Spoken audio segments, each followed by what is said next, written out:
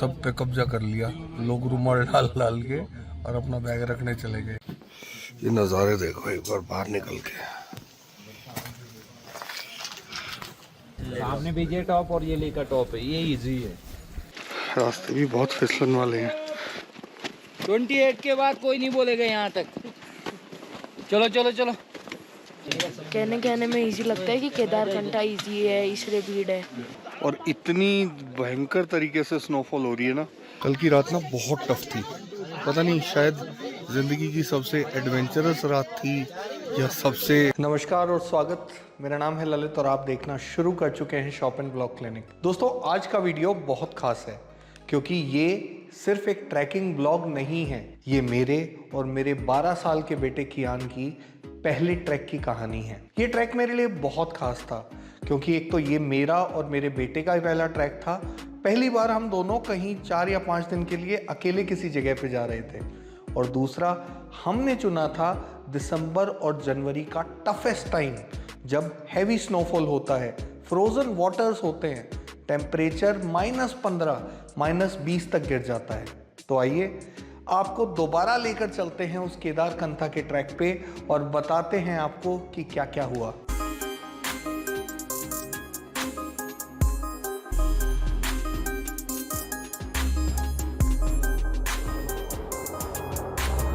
Kedarkantha track करने के लिए आपको सबसे पहले देहरादून आना होता है, जहां से लगभग सभी ट्रैवल कंपनियां पिकअप करती हैं। देहरादून आप बस से, ट्रेन से या बाय फ्लाइट भी इजीली पहुंच सकते हैं। हमने अपने घर से मेट्रो ली, ISBT कश्मीरी गेट पहुंचे और फिर पकड़ी जिंग बस, जिसमें हमने स्लीपर कोच पहले ही बुक किया हुआ था। लगभग सुबह 5 बजे बस ने हमें देहरादून उतार दिया। एक बहुत ही प्यारा सा ढाबा था प्रिंस चौक पे, जिसपे हमने नाश्ता किया और यहीं से हमारी ट्रैकअप इंडिया की मिनी बस हमें पिकअप करने वाली थी। और देहरादून की एक खूबसूरत सुबह में आपका स्वागत है।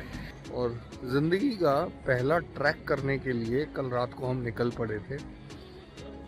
कल रात को निकले दिल्ली से और जिंग बस ली। स्लीपर थी, हालांकि नींद बिल्कुल भी नहीं आई, 1 मिनट के लिए भी नहीं सोए। और शायद इसका कारण ये था क्योंकि हमारा जो स्लीपर का सोने का जो कैबिन था, जो स्पेस था, वो बिल्कुल पहिए के ऊपर था, तो इसी वजह से नींद बिल्कुल नहीं आई। और अब स्पॉट पे पहुंच चुके हैं। लोग धीरे धीरे जुड़ना शुरू हो गए हैं। ऑलमोस्ट 1.5 घंटा पहले आ गए थे हम तो, लेकिन करें क्या। अब ये देखो धीरे धीरे लोग जुड़ना शुरू हो गए हैं। यहाँ पे 56 भोग यहाँ पे इकट्ठा करने के लिए बोला गया है। अब यहाँ से जाएंगे सांकरी और सांकरी से अपना केदारकंठा का ट्रैक शुरू होगा।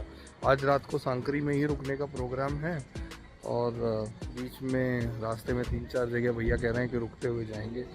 ट्रैकअप इंडिया एक कंपनी है जिसने ट्रैक बुक कराया है, तो अब देखते हैं भाई। ट्रैक तो आज पहला दिन है टेक्निकली, तो यहाँ से ट्रैक शुरू होगा। किया इनसे बतियाने लग गया है, इनसे बात कर रहा भाई, नए नए दोस्त बन गए। यही फ़ायदा होता है बच्चों को लेके आने का, उनको सोशलाइजिंग करनी आ जाती है। हम पिकअप वाली जगह पे टाइम से पहुंचे। लगभग 7:30 बजे पूरे 21 लोग जो बस में ट्रैवल करने वाले थे हमारे साथ सांकरी के लिए बोर्ड कर चुके थे। हमने एक गलती की, बस में थोड़ा सा लेट बोर्ड किया, जिसकी वजह से हमें लास्ट में सीट मिली। बस में बैठ गए भाई और अभी बस चलेगी। ये बस है हमारी। सबसे लास्ट में नंबर आया क्योंकि सब पे कब्जा कर लिया। लोग रुमाल डाल डाल के और अपना बैग रखने चले गए। और हमने कोशिश करी कि भाई पहले अपना बैग रख दे, बाद में जाएंगे बस के अंदर। तो लोग अपना कोई अपनी जैकेट उतार के रख गया, कोई अपना छोटा वाला बैग रख गया, कोई तो पानी की बोतल भी रख गया सीट रोकने के लिए। तो लास्ट में नंबर आया, पर ठीक है, नज़ारा देखते हुए जाएंगे यहाँ से। देखो खिड़की खुल रही है। 56 रास्ते में व्यूज़ बहुत मैजिकल थे, पहाड़, नदियाँ और रोड तो बहुत थ्रिलिंग है। कंस्ट्रक्शन का काम कई जगह चल रहा है, जिसकी वजह से थोड़ी सी डिस्टर्बेंस आती है। और एक जगह आती है मोरी, वहाँ तो उसके बाद तो कंप्लीटली ऑफ रोडिंग है, मज़ा लेते रहो और आपकी पूरी बॉडी ऐसे ऐसे ऐसे ऐसे डांस करती रहेगी। शाम को लगभग 5:30 बजे हम सांकरी पहुँचे और हाँ, सांकरी में जैसे ही घुसने वाले थे वहाँ स्नो ही स्नो था, क्योंकि पिछली पूरी रात बहुत तेज़ बर्फ़ गिरी थी। एक्साइटमेंट में हम जब ट्रैक अप इंडिया के बिल्डिंग में पहुँचे तो वहाँ जाते ही सारा एक्साइटमेंट ख़त्म हो गया जब पता लगा कि एक 30 लोगों का हॉल है और उसमें 4 बाथरूम है शेयरिंग वाले और वही रहना पड़ेगा।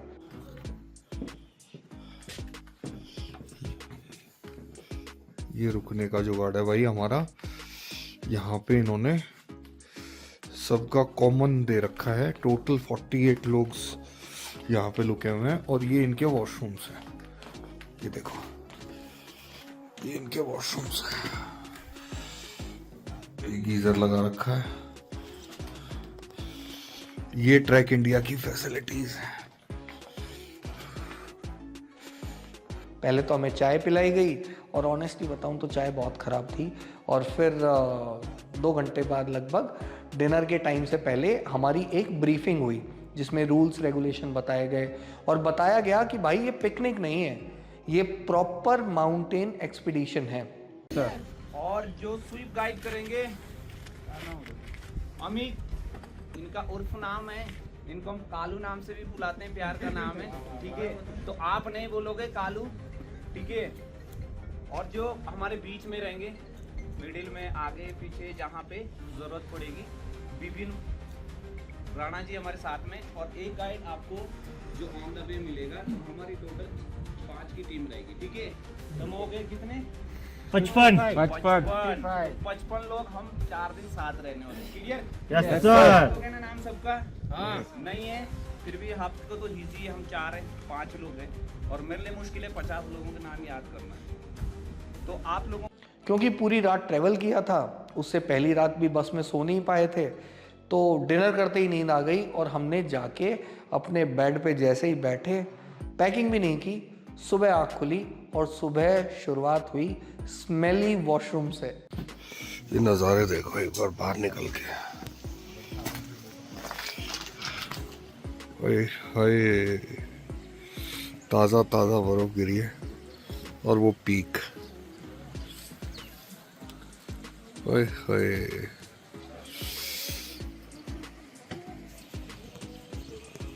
और भयंकर ठंड है भाई, बहुत ज़्यादा, कतई बहुत ज़्यादा वाली ठंड है ना? क्या दोस्तों, अब निकलेंगे। हो गया वहाँ, देखो चाय बन गई है और फिर उसको चाय पी के अभी जूड़ा का तालाब के लिए निकलेंगे। नाश्ते में मिली इडली और सांबर, दोनों जैसे बेजान थे, कोई टेस्ट नहीं। और honestly speaking track up India को ना अपना फूड क्वालिटी इम्प्रूव करना पड़ेगा। क्या है हमारा? हो गया होगा लगभग लेका टॉप और वो पीछे टॉप। ये होता है समर में ट्रैक, विंटर में वो पूरा क्लोज हो जाता है और वहाँ पे पानी नहीं होता, इसलिए उसको बंद कर दो।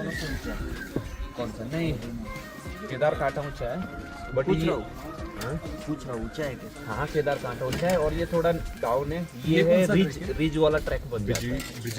विजय टॉप सामने विजय टॉप और ये लेकर टॉप है, ये इजी है। ये मतलब 1 डे ट्रैक जैसे टूरिस्ट। अच्छा, महाराष्ट्र से ट्रैक है 1 डे वाला। सुबह गए, रात को रिटर्न आ गए। सुबह गए और शाम तक आपको रिटर्न सांकरी किया।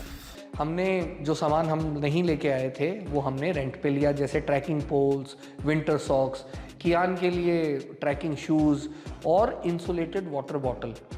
कोशिश कीजिएगा कि जितना सामान मैं आपको बता रहा हूँ और आपकी स्क्रीन पे ये जो दिख रहा है आपको, ये अपने साथ कैरी करें, क्योंकि जब आप वहाँ रेंट पे सामान लेते हैं ना तो भाई साहब बहुत महंगा पड़ता है, अति महंगा सामान वो लोग देते हैं। सब लोग मजे में नहीं है side. Good morning. Good morning. Okay, सब लोग रेडी? किसी कोई मेडिकल प्रॉब्लम्स, किसी कोई इश्यूज? नो। पक्का चलने को तैयार है? यस। ओके, सबका ब्रेकफास्ट हो गया? यस। खाना खाने के बाद, सामान लेने के बाद शुरुआत हुई ट्रैकिंग की। शुरुआत में तो ट्रैकिंग बिल्कुल टफ नहीं लगी, ऐसा लगा कि इजीली कर लेंगे। 200 मीटर चलने के बाद रियलाइज़ हुआ यार 200 मीटर के आसपास की ट्रैकिंग हुई होगी अभी, और हालत ख़राब हो गई है। रास्ते भी बहुत फिसलन वाले हैं, ये देखो।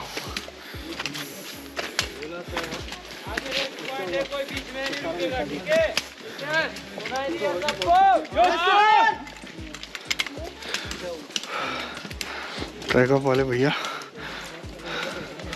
जोश तो पूरा जगा रहे हैं।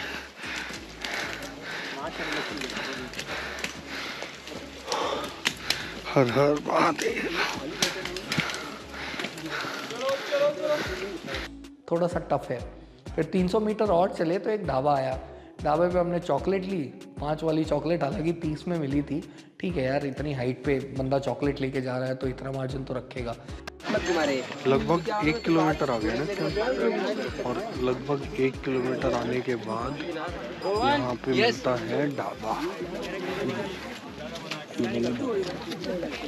इस पे रुक के आप चाय पी सकते हो, अगर कुछ खाना है तो खाना खा सकते हो। वैसे ठंड इतनी नहीं लग रही क्योंकि ट्रैकिंग करते हुए आ रहे हैं ना, तो ठंड नहीं लग रही। और क्या वह बोल गई है भाई, जो होंठ कैसे फट गए। पानी पी रहे गुलाब, ठीक है। 1 किलोमीटर में ही पता लग गया कि क्या है। फिर थोड़ी सी और ऊपर चले 1 किलोमीटर तो पता लगा कि हाँ ट्रैकिंग टफ होती है, क्योंकि बर्फ़ ना धीरे धीरे बढ़ती जा रही थी। नीचे तो ब्लैक स्नो थी जो पिघल गई थी, ऊपर बिल्कुल कम्प्लीटली वाइट स्नो थी। ट्रेल्स बने हुए थे, इतना इजी नहीं था। और लगभग 2 घंटे की ट्रैकिंग के बाद हम पहुँचे चाचा का ढाबा।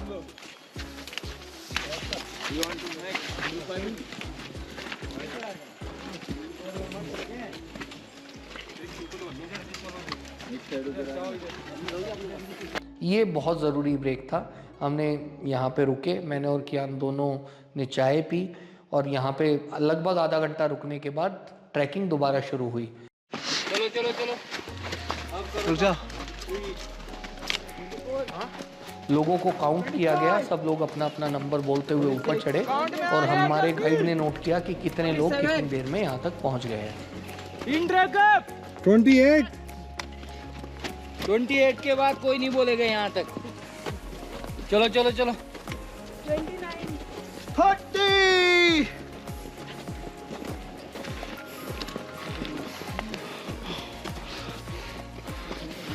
32 33 34 35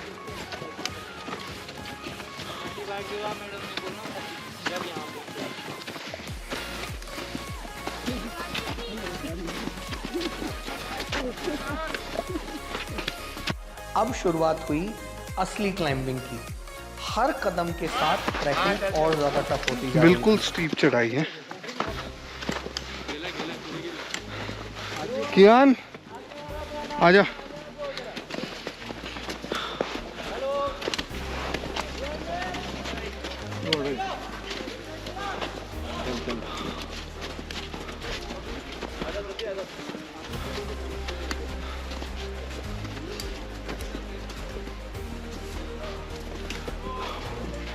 बिल्कुल स्टीप चढ़ाई है, ये देखो।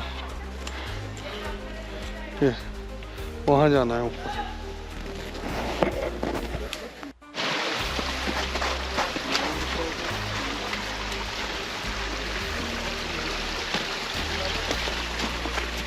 बहुत बढ़िया। चलो रुको मत, चलो। लगभग 3 घंटे 15-20 मिनट के ट्रैक के बाद हम पहुंचे बांसुरी वाले बाबा के ढाबे पे। ये बांसुरी बहुत अच्छा बजाते हैं, और जब हम यहाँ पहुंचे तो सडनली बहुत तेज़ स्नोफॉल शुरू हो गया। हमने अपने पोंचोस निकाल लिए। पोंचो पहनने के बाद अब ये था कि भाई आदत नहीं पहनेंगे तो सामान गीला हो जाएगा। शूज़ तो लगभग गीले हो चुके थे। अभी तो जुड़ा के तालाब से बहुत दूर है, शायद अभी 2 किलोमीटर पहले हैं। तो बांसुरी वाले चाचा के ढाबे पे, ये पीछे देख रहे हो, यही है। यहाँ पे रुक के और चाय पी थी अभी, और एक कियान ने मैगी खाई थी, और इतनी भयंकर तरीके से स्नोफॉल हो रही है ना, मैं क्या बताऊं। ये देखो यान, स्नोफॉल ऐसे गिरती है बर्फ। चल चल चल चल, ज़्यादा वो नहीं करने, लेट हो जाएंगे। आ जा जल्दी। शूज़ वाटरप्रूफ तो कोई भी नहीं होते, शूज़ सिर्फ वाटर रेजिस्टेंस होते हैं। आप जब इतनी देर तक स्नो में चलते हो ना, तो थोड़ी बहुत स्नो अंदर चली जाती है, थोड़ा बहुत पानी अंदर चला जाता है और सॉक्स और शूज़ तो गीले हो ही जाते हैं। इसकी वजह से क्या होता है कि आपको चढ़ने में और ज़्यादा प्रॉब्लम होनी शुरू हो जाती है, क्योंकि आपके पैर ठंड के मारे जमना शुरू हो जाते हैं। खैर, सब कुछ टैकल करने के बाद लगभग 4:30 से 5 बजे के आसपास हम पहुँचे जूड़ा का तालाब, जो पहला बेस कैंप है। जूड़ा का तालाब तो पहुंच गए, लेकिन अभी कैंप साइट तक नहीं पहुंचे हैं और बर्फ़ बहुत तेज़ गिरना चालू हो गई है, बहुत तेज़। तो वो कह रहे हैं कि कुछ 300-400 मीटर और है, उसके बाद जाके देखते हैं। ये देखो लाइन बन गई है पीछे। इतनी हैवी स्नोफॉल हो रही थी ना कि मैं आपको शब्दों में बता नहीं सकता, और इसी की वजह से हमारे टेंट्स भी नहीं लगाए गए थे। कैसा लग रहा है? अच्छा लग रहा है अभी तो। टफ है ना? कहने में इजी लगता है कि केदारकंठा इजी है, इसलिए भीड़ है। कोई करके आके देखे।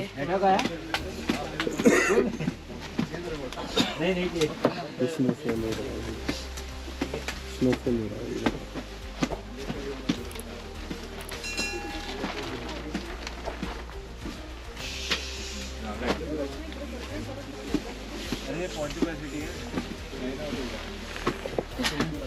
अब ये टेंट लगाएंगे।